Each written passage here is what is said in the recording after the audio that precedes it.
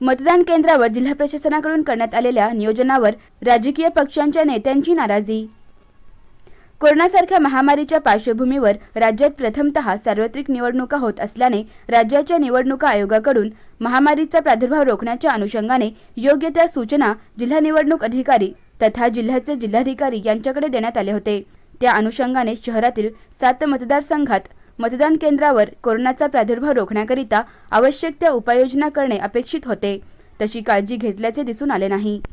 मतदान केंद्रावर करण्यात आलेल्या उपाययोजना समाधानकारक नसल्याची भावना आमदार विजयकुमार देशमुख यांनी व्यक्त केली। पदवीधर मतदारसंघामध्ये भारतीय जनता पक्षाचे उमेदवार संग्राम देशमुख अनुक्रमांक 3 आज आम्ही सकाळी मतदान करून आलो आणि मतदान करत असताना सगळ्या बूथवर पण फिरलो।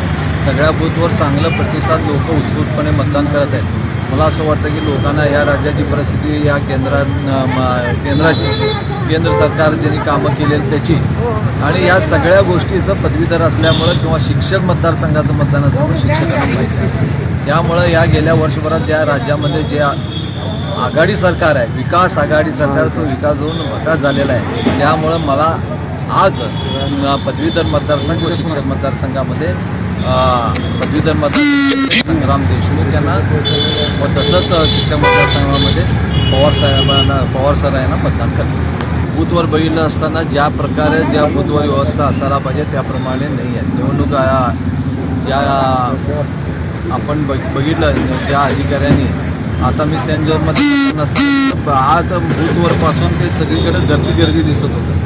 ज्यांचं मतदान आहे नाही आहे ते लोकही तिथं गर्दी करून उभारले होते आणि बाहेरच्या बाजूला व्यवस्थित त्यांनी आता मी बघितलं, आता मतदान आलेल्या लोकांचं गाड्या उचलून येणार, म्हणजे गाड्या रस्त्यावर लावल्या म्हणून उचलून, मग तुम्ही पार्किंग करायला पाहिजे होतं। मतदार येताना का घरनं चालत यावं का, गाड्या न आणता यावं का, अशी परिस्थिती या सगळीकडे आपण बघितलं असताना सगळीकडेच परिस्थिती अशी आहे आणि व्यवस्थितपणे नसल्यामुळे लोकांना मतदार होणं नाराज।